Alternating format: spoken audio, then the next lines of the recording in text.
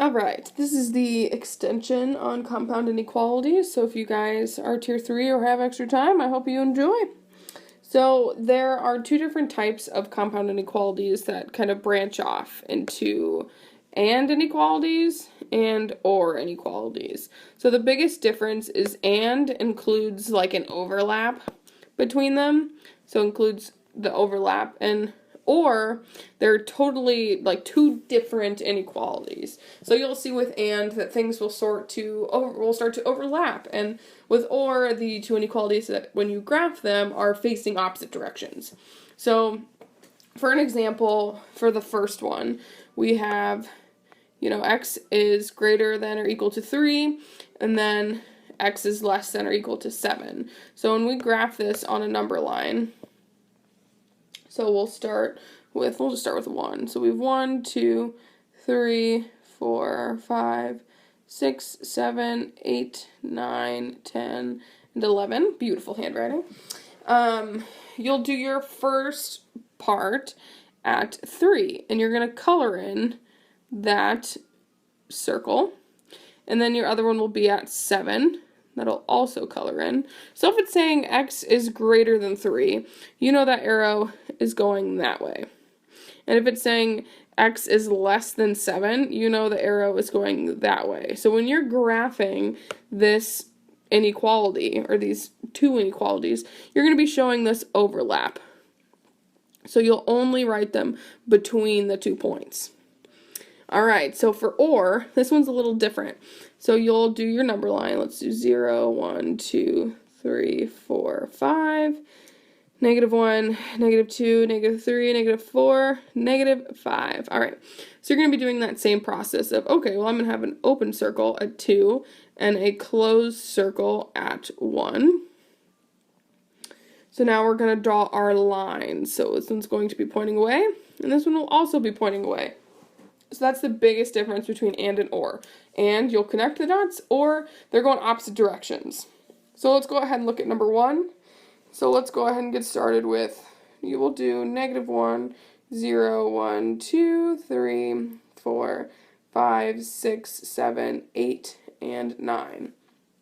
So we know our first one will be at 2, and that'll be an open circle.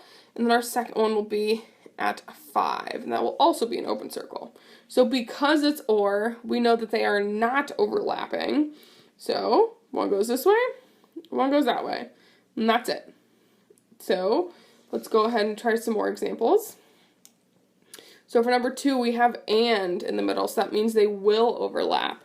So we've got 0, 1, 2, 3, 4, 5. -1, -2, -3, -4, and -5. So our first point, or circle, will be at -3, and our second one will be at 2. So since it says and, connect the dots, donezo. Alright, so say you're given a 2 in a word problem. So it says all real numbers that are greater than -2 and less than 6. So it says and. That's our big red flag, is that and. Oh, I can't even see it now. Oh, man. Oh, no. So and, that's the biggest thing. So let's graph it on our number line. So we'll go -4, -3, -2, -1, 0, 1, 2, 3, 4, 5, and 6. So -2, 6, connect the dots, and you're done. There's just a smiley face for being happy. Oh, that's a really sad smiley face. Alright, so next thing I want to talk about is interval notation. So it's a little different, but it's another way of representing your inequalities other than a number line. So you'll be using parentheses. So you'll write them with parentheses if the inequality is less than or greater than, not the equal to. Or, as you know, it has an open circle. You'll be writing it with brackets. Those look like that. If it's equal to for both of them, or it has a closed circle. And then as we know, infinity, that just means it's going in a direction forever. So if it's positive, you'll have your positive infinity.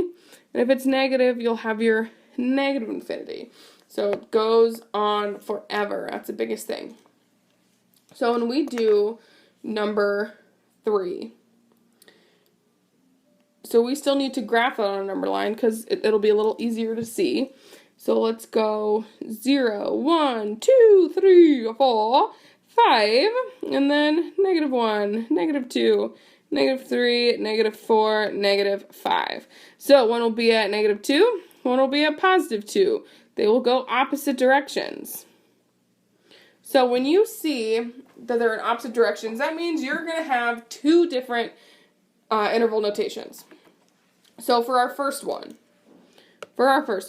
you can see that this is going to keep going all the way to -infinity. So there's our one bound, is -infinity. And then it's going to stop at our circle, which is -2. So now you need to determine, okay, well, will I use parentheses or will I use brackets? So because this -2 has an open circle and it's doesn't have that equal to, you're going to use a parenthesis. That's a really bad parenthesis. Parenthesis. On the other side, let's write it again. Parenthesis. Okay, cool, that looks better. On the other side, since you're working with infinity, you're always going to use a parenthesis. You will never use a bracket with infinity. So because they're facing different ways, you're going to put or in between, and you're going to do that same process with the other side. So it's an open circle, so we'll do parenthesis, 2, comma, and it goes all the way to +infinity. And that will always have a parenthesis. So that is how you write your answer in function notation. So we have, I think, 3 more problems to do. 2 more? Let's look. 2 more. Okay. So when we graph this on our number line, so let's do 0. Then we got 1, 2, 3, 4, 5. -1, -2, -3, -4, -5. All right. So our first circle will be at 3, and our second one will be at 1. So since it has and in between, that means you're going to connect the dots. You're going to connect those dots. So when we write this interval notation, we see that it's going to be at -3 and 1. That's our boundary. So then because both of them are open circles, you just put them in parentheses, and then that's all. So for number 3, this one's a little different, but I'm going to kind of write it out to hopefully make it a little more black and white. So when it says all real numbers between -5 and 7, so that you know it's going to be and between them. But one thing that I just want to do is use it when it's equal to as well. So we're going to have x, and then let's do equal to -5, and then x, and then 7. So as you can see, they're both going to have that equal to aspect to it. So for this one, it's going to be kind of hard to show on a number line just because you're not going to be counting by 1. So let's just put our -5 here, and then our 7 here, and then the rest can do the counting. So they're both going to have closed circles because they're equal to. And then since it's and, you're going to connect those dots.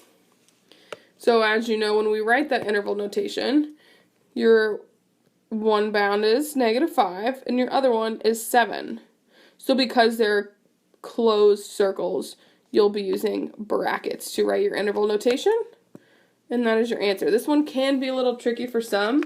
We might have an assignment on it, and if you have questions, please ask. Thank you for doing the extension with compound equalities. You rock. Don't ever change. #math.